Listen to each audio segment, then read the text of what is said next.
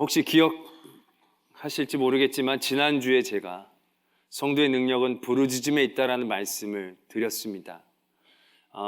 체력도, 재력도, 권력도 있지만 하나님이 지으신 세상 가운데에서 성도가 꼭 붙잡아야 되고 꼭 더 개발해야 될 능력이 있다면 그건 부르짖음의 능력이다라는 것이죠.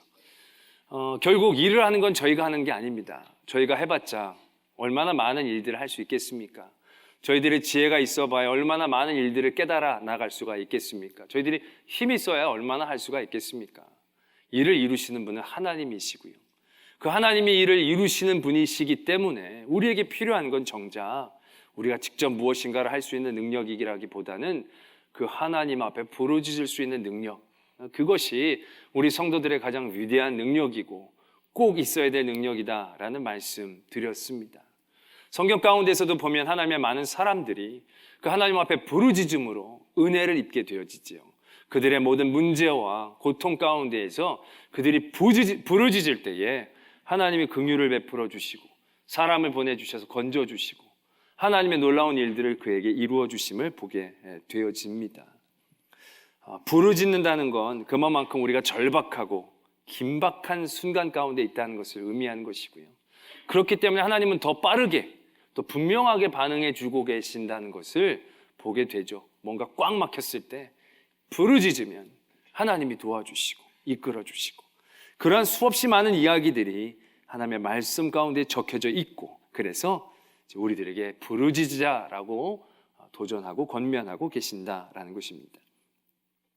그러나 우리가 늘 실제적인 삶 가운데에서 이런 부르짖음의 능력을 경험하지 못하는 삶의 자리를 만나게 된다라는 것이죠. 부르짖는 게 능력이라고 하셨는데 부르짖으면 응답하신다고 하셨는데 왜 내 삶 가운데서는 그게 잘 되어지지 않을까? 내일까지 이거 돼야 되는데 그래서 굉장히 막 금식하면서 오랜만에 마음 먹고 하나님 앞에 막 간절히 부르짖었는데도 그 일들이 이루어지지 않고 차일피일 미뤄지고 그러면서 우리는 늘 실망하고 더 큰 절망을 갖게 됩니다. 기도라도 적게 하고 당했으면 덜 섭섭할 텐데 진짜 이번만큼은 간절하게 작정하고 기도했는데 이걸 어떻게 안 들어주실 수 있는가? 그런 마음들이 우리들 가운데 있게 되어진다는 것이죠. 왜 성경은 다 부르짖으면 되는 것처럼 얘기해놓고서는 왜 내 삶 가운데는 그게 안 되는가? 그러나 여러분 말씀 가운데서도요 모든 부르짖음이 그들의 원한 대로 바란 대로 되어지는 것은 아니었다는 것을 보게 됩니다. 시편 69편 3절에 이런 말씀이 있습니다.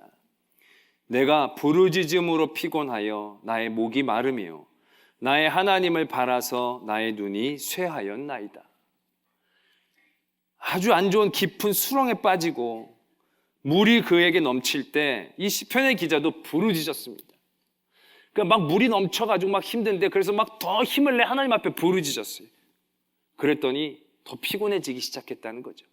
지금 막 물에서 막 벗어나야 되는데 그걸 포기하고 더 부르짖었더니 우리 부르짖어 내 목이 쉬었다는 겁니다. 다른 거 보지 말고 하나님 바라봐라. 하나님 바라봄으로 도움을 얻어라. 그래서 하나님 바라봤는데 그럼 하나님 바라보면 하나님이 막 빛을 주시고 그래야 되는데 나의 하나님을 바라서 나의 눈이 쇠하였나이다. 그렇게 시편 기자가 고백하고 있다는 거죠. 얘기는 더 심각해집니다. 까닭 없이 나를 미워하는 자가 나의 머리털보다 많고 부당하게 나의 원수가 되어 나를 끊으려 하는 자가 강하였으니 내가 빼앗지 아니한 것도 물어주게 되었나이다. 이 부분에선 감정이입이 확 됩니다. 내가 빼앗지도 않는 걸 물어주게 된다. 이 얼마나 억울한 상황이 되어진다는 것이냐는 거죠. 정말로 그 어려움과 아픔 가운데 하나님 앞에 긴박하고 간절하게 부르짖었는데 이 부르짖으면 문제가 해결되어야 되는데 그게 아니고 오히려 대적이 더 많아지고 이유 없이 나를 핍박하고 내가 빼앗지도 않고 내가 취하지도 않았는데 나한테 물어내라는 그런 억울한 자리로 내몰리게 되어질 때도 있다라는 것이지. 어떻게 이런 일들이 있을 수 있을까? 이런 일들이 있을 때 우리는 이 일들을 어떻게 이해하고 받아들여야 하는 것이 맞는지, 그럼 우리가 부르짖음에 어떤 잘못이 있었던 것인지. 오늘 우리는 예레미야 33장 2절 3절의 말씀을 봅니다. 굉장히 희망적인 말씀이죠. 또 우리 성도들이 힘들고 어려울 때 굉장히 권면하여 줄 때 자주 쓰는 말씀이지요. 다 절망하여 기도할 수 있는 힘조차 빠졌을 때 하나님이 이렇게 얘기하지 않았냐고. 부르짖으라. 그럼 응답하신다고 하셨다고. 네가 알지 못하는 크고 비밀스러운 일들을 알려주시겠다고 하셨다고. 그러니까 더 부르짖으라. 이렇게 막 권면할 때 사용하는 그런 말씀이 되어진다는 거죠. 2절부터 시작하면 더 힘이 나죠. 그렇게 우리가 부르짖어야 되는 하나님이 어떤 하나님이냐.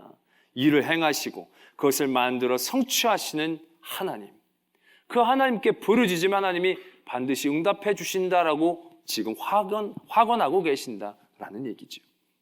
꼭 우리에게, 나에게 하는 얘기처럼 내게 부르짖으라. 그럼 내가 너에게 응답하고 네가 알지 못하는 크고 은밀한 일을 너에게 보이겠다. 할렐루야. 참으로 우리에게 힘이 되고 은혜가 되는 말씀입니다. 그러나 이 말씀이 적혀있는 삶의 자리들을 살펴보면 꼭 그렇지만도 않은 걸 깨닫게 되어집니다. 오늘 읽지는 않았지만 1절에 보면 말씀이 이렇게 적혀져 있습니다. 예레미야가 아직 시위대 뜰에 갇혀 있을 때에 이렇게 말씀이 시작되고 있습니다. 지금 예레미야가 시위대 뜰에 갇혀 있다. 이게 지금 예레미야가 어느 시대 때 사람이냐면요, 남유다, 그 이스라엘의 역사의 제일 끝물에 있는 겁니다. 가장 끝 왕이 시드기야 왕인데 그 시드기야 왕 때 있는 선지자이고요.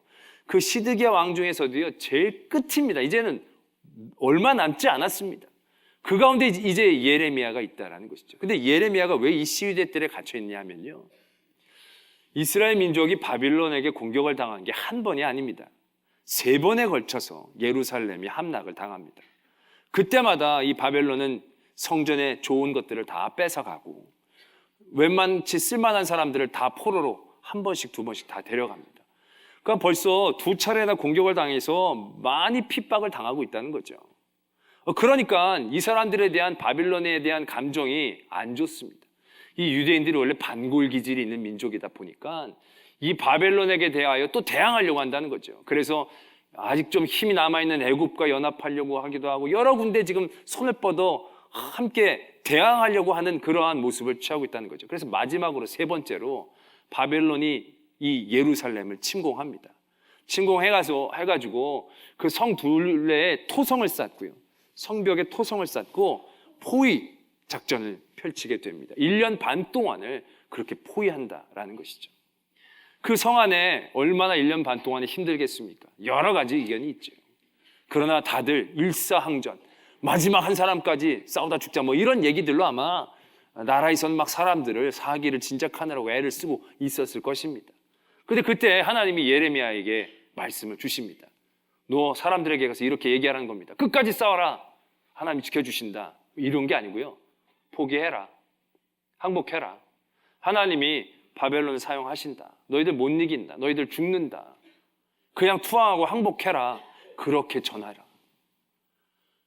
그런 말씀을 받으니 예레미야가 어쩔 수 없이 그 얘기를 전하죠. 그랬더니 그걸 그 아주 강경파에 있는 사람들이 좋아할 리가 없지 않습니까? 지금 사람들이 지금 막 사기가 떨어지고 있는데 하나님의 말씀이라 그러면서 더 포기하고 항복하라 그러면 이게 말이 안 되잖아요. 그러니까 이 예레미야를 죽이려고 합니다. 죽이려고 말을 운동에다 던졌는데 시드기야가 그래도 하나님을 두려워하는 마음이 있어서 이 예레미야를 건져다가 시위대 뜰에 그냥 가둬 놓은 상황이다라는 얘기죠. 그리고 굉장히 소망이 없는 삶의 자리인 겁니다. 굉장히 긴박한 상황이고 이제 얼마 남지 않은 겁니다. 이때 하나님이 예레미야에게 나타나시죠. 그리고 기도하라고 얘기합니다. 부르짖으라. 그러면 내가 너에게 응답하겠다. 이렇게 얘기하고 계신다는 거죠. 네가 알지 못하는 크고 은밀한 일을 내가 너에게 얘기해 주겠다. 그리고 굉장히 솔깃해서 하나님 앞에 기도하고 바라겠죠. 부르짖겠죠. 그때 부르짖음의 내용이 무엇이겠습니까? 하나님, 이제 드디어 우리 민족을 긍휼히 여겨 주십시오.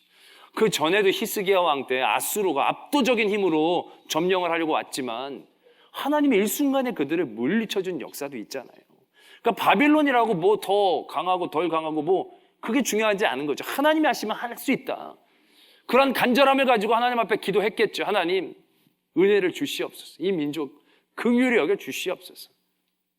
하나님이 그 예레미야에게 간절히 부르짖으면 응답해 주겠다고.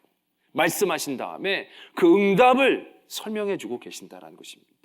너에게 알려줄 그 크고 은밀한 일들이 무엇인지를 얘기하고 계신다는 겁니다. 그게 뭐냐? 지난 이제 내일 밤에 하나님이 나타나셔서 바빌론을 물리쳐 주시고 이 얘기가 아닙니다.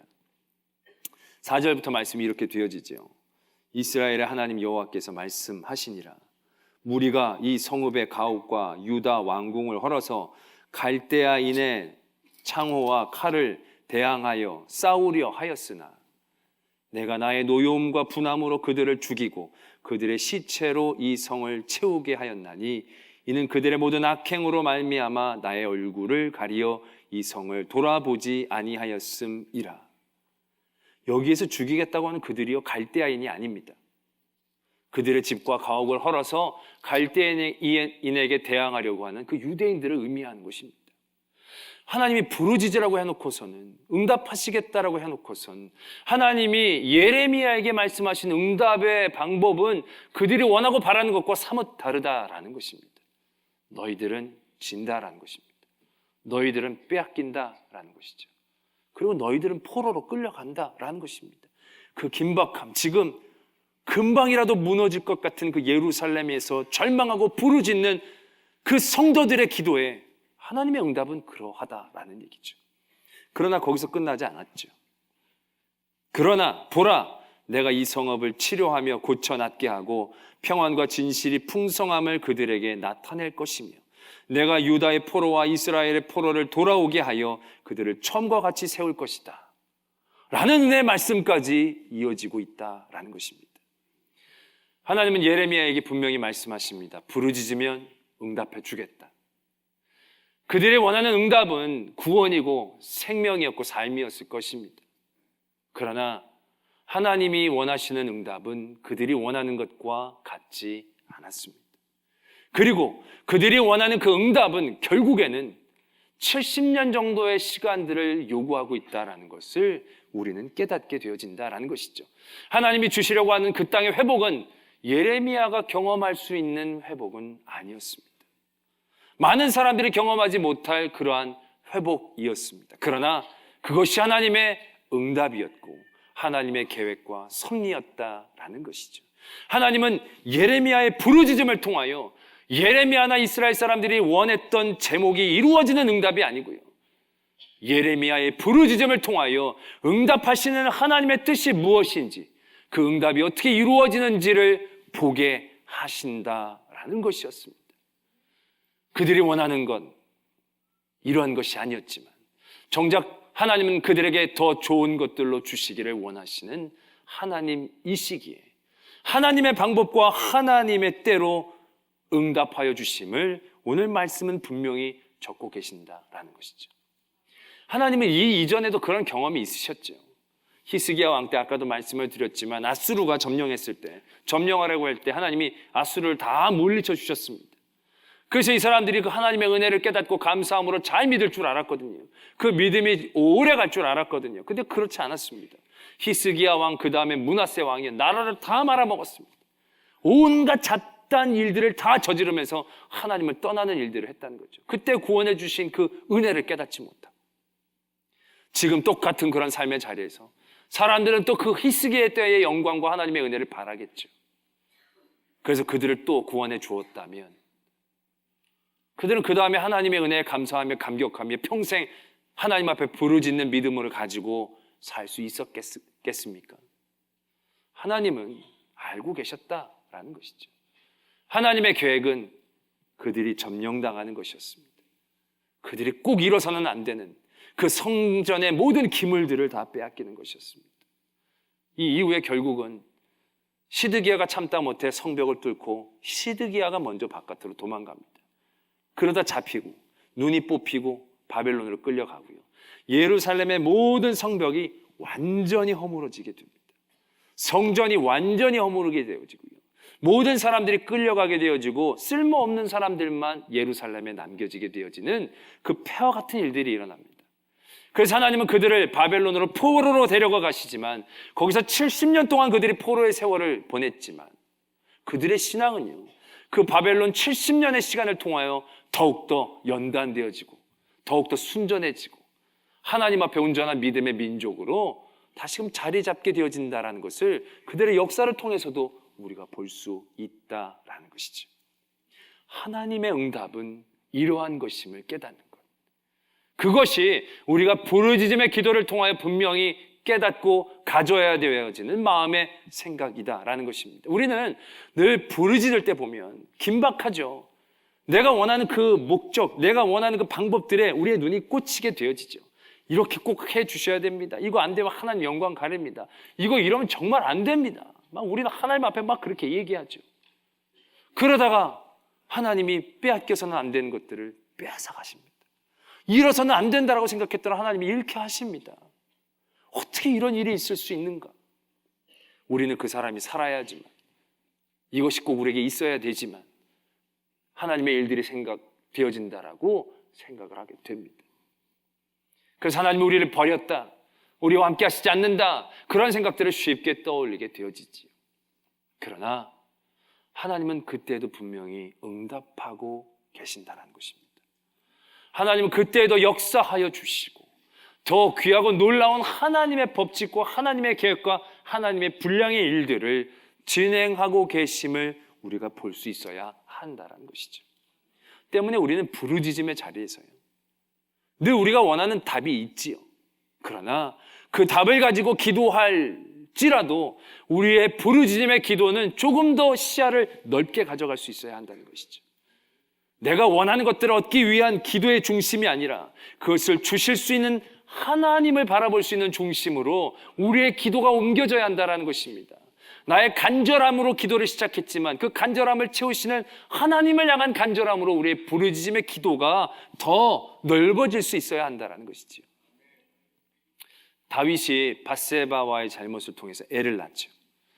그래서 나단 선지자를 통해서 여러 가지 얘기를 하신 다음에 이 애가 죽는다라고 얘기하십니다.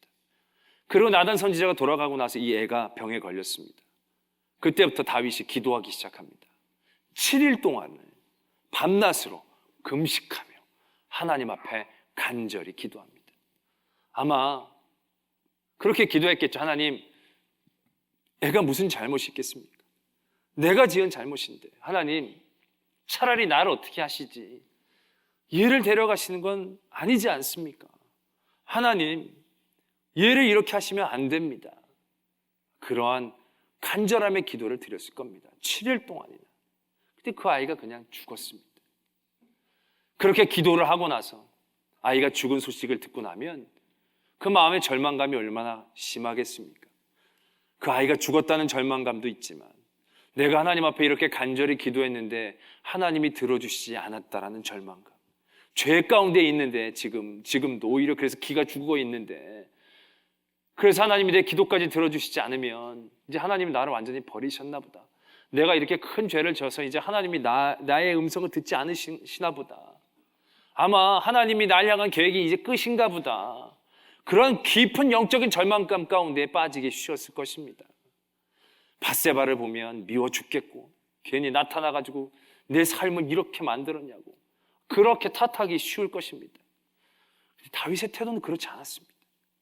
아이가 죽었다는 소식을 듣자마자 정갈하게 몸을 깨끗하게 하고 음식을 다시 먹고, 그 다음에 다윗이 그의 아내 밧세바를 위하여 그에게 들어가 그와 동침하였더니 그가 아들을 낳음에 그의 이름을 솔로몬이라 하더라. 여호와께서 그를 사랑하사 나단 선지자를 보내셔서 그의 이름을 여디디아라고 얘기하시며 여호와께서 그를 사랑하셨다라는 것을 다시금 그에게 말씀하고 계시는 부분들을 보게 되어집니다. 어떻게 이런 부분까지 경험해낼 수 있었을까? 다윗이 하나님 앞에 7일 동안 간절한 기도 가운데에 과연 그 안에 무엇이 있었기에 그 아이가 죽은 다음에 다시 그가 정신을 차리고 그가 오히려 화를 내도 될 만한 밧세바에게 가서 오히려 더 위로하고 그에게 함께 하였을 때에 하나님이 솔로몬이라는 아들을 주셔서 내가 너를 버린 게 아니고 너의 기도에 응답해 하지 않은 게 아니고 너를 여전히 사랑한다라는 그런 하나님의 귀한 은혜의 자녀를 주시는 데까지 다윗이 경험할 수 있었다라는 것, 우리는 이것을 눈여겨보아야 한다라는 것입니다. 예수님의 기도 또한 그렇지 않았습니까? 예수님이 3번이나 간절히 기도했습니다. 그의 앞에 오는 그 고통, 그의 절박함으로 하나님 앞에 간절히 부르짖었죠. 이 잔을 내게서 옮겨 주시옵소서. 이 잔을 내가 안 마시면 안 되겠습니까? 꼭 이러하셔야만 합니까? 다른 방법은 없는 겁니까? 그러나 예수 그리스도의 그러한 간절한 부르짖음은 자기가 원하고 자기가 바라는 것들에게만 집중하지 않고 있다는 것이죠. 그분의 기도는 한 걸음 더 나아갑니다. 그러나 내 뜻대로 하지 마시고 아버지의 뜻대로 되기를 원합니다. 그의 부르짖음이 간절한 원함으로 시작되어졌지만 그의 간절한 부르짖음은 그의 원함을 뛰어넘어 하나님에게로 나아가고 있다는 것이지요. 그래서 하나님이 역사하시고 하나님이 진행하시는 그 섭리를 신뢰함으로 더욱더 하나님의 일들을 바라볼 수 있는 그 자리로 나아갈 수 있다는 것. 이것이 하나님 앞에 부르짖는 기도의 능력을 가진 사람들의 모습이 되어진다라는 것입니다. 시편에 보면 부르짖는 기도가 굉장히 많거든요. 그 부르짖는 기도들이 대부분 나중에 이렇게 됩니다. 상황과 환경이 바뀌어서 그가 편해지는 게 아니고요. 하나님 앞에 부르짖었더니 하나님이 응답해 주시는 거예요. 근데 응답이 그가 원하는 응답이 아니에요. 원수들이 물러가는 게 아니에요. 천만인이 여전히 나를 에워싸요. 그래도 하나님, 나에게 복 주시는 하나님, 일을 성취하시는 하나님, 살아계신 하나님, 나를 절대 버리시지 않는 하나님에 대한 신뢰감이 다시금 그에게 붙잡히게 되었을 때 그 안에 영적인 평안함이 있다는 거죠. 그래서 발을 편히 뻗고 누워 잘 수 있다라고 고백할 수 있게 되어진다라는 것입니다. 우린 늘 생각합니다. 그런 절박한 부르짖음의 자리에서 이거 없으면 끝난다고, 저거 없으면 끝난다고. 그런 기도의 제목들을 부탁받는 적이 얼마나 많이 있는지. 목사님 3일입니다. 3일. 요게 안 되면 우리 끝입니다. 4일 뒤에 만났는데 괜찮더라고요. 그거 안 됐는데 괜찮더라고요. 우리 애 이거 꼭 해야 됩니다. 이거 안 하면 우리 애 끝장납니다. 그거 안 됐거든요. 좋은데 못 갔거든요. 근데 끝장 안 나더라고요. 하나님의 일들이 되어지더라고요. 예루살렘이 여기서 멸망하면 안 됩니다. 우리가 포로로 끌려가면 어떻게 하면 됩니까? 지금 우리가 당하면 이 성 끝장납니다. 지금 저 사람들은 진짜 다 무찌르려고 와 있는데 우리 이거 지면 안 됩니다. 여기서는 살려주셔야 됩니다. 2번은 졌지만 지금까지 주시면 우리는 진짜 흔적도 안 남습니다. 그런데 졌어요. 흔적도 남지 않았어요. 모든 게 다 무너졌어요. 끝인 줄 알았어요. 버림받은 줄 알았어요. 그러나 버림이 아니었다는 것이죠. 끝이 아니었다는 것이죠. 하나님의 역사는 계속되어지고 하나님의 응답의 역사는 계속되어지는 것이고 하나님의 사랑의 역사는 계속되어지고 있음을 보고 있다는 것이죠. 내게 부르짖으라 응답하겠다라는 그 응답은 내가 원하는 응답이 아니었습니다. 하나님이 어떻게 하실지를 바라보고 신뢰할 수 있는 믿음을 갖는 것입니다. 그것이 부르짖음의 역사를 통하여 이루어지고 깨달아지게 되어지고 우리 안에 갖추어지게 되어지는 능력임을 분명히 깨달아야 한다는 것이죠. 저는 요즘 그런 생각을 해봅니다. 한국교회가 너무 부끄럽습니다. 멋지게 지은 교회들이 빚으로 그것도 이단에게 넘어가고 그러면 안 되는 거지 않습니까? 한국교인들이 더 세상보다 치졸하고 추악하게 싸우는 거 이러면 안 되지 않습니까? 하나님 이거 너무 부끄럽고 이제는 안 되지 않습니까? 하나님 앞에 부르짖고 기도할 때가 있습니다. 그래도 그 일들이 계속되어지더라고요. 교회는 넘어가고 교회는 쪼개지고 사람들은 싸우고 교회를 떠나가고 이거 이러면 안 되는 거이지 않습니까? 그러나 그러한 가운데에도 오늘 예레미야의 말씀을 통하여 분명히 깨닫습니다. 이것이 하나님이 우리를 버리는 사인은 아니다라는 것이죠.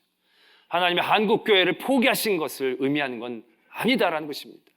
한국교회 끝이 되었다라고 얘기할 수 없다라는 것입니다. 빼앗길 건 빼앗기고 잃을 건 잃고 맞을 건 맞지만 그런 가운데서도 우리가 계속하여 부르짖음을 내려놓지 않을 때에 하나님의 응답의 역사는 계속되어진다라는 것입니다. 우리가 부르짖음의 소리를 내려놓지 않을 때에 하나님의 역사는 우리의 삶을 통하여 반드시 이루어진다라는 소망을 갖게 되어지더라고요. 할렐루야. 그것이 하나님이 우리에게 부르짖음을 원하시는 중심이 되어집니다. 어떠한 삶의 상황과 환경 가운데서도요, 흔들리지 마시고요, 하나님 바라보시고 끝까지 부르짖을 때에 때론 잃고 쓰러지고 매맞고 넘어지는 그 자리에서도 절망하지 마시고 하나님의 응답이 이루어지고 있음을 신뢰함으로 놀라운 역사들을 바라볼 수 있는 저희들이 그렇게 바라보지 못한다면 저희들의 후손이 그것들을 누릴 수 있게 해주는 그런 믿음의 사람들이 되어지기를 도전합니다.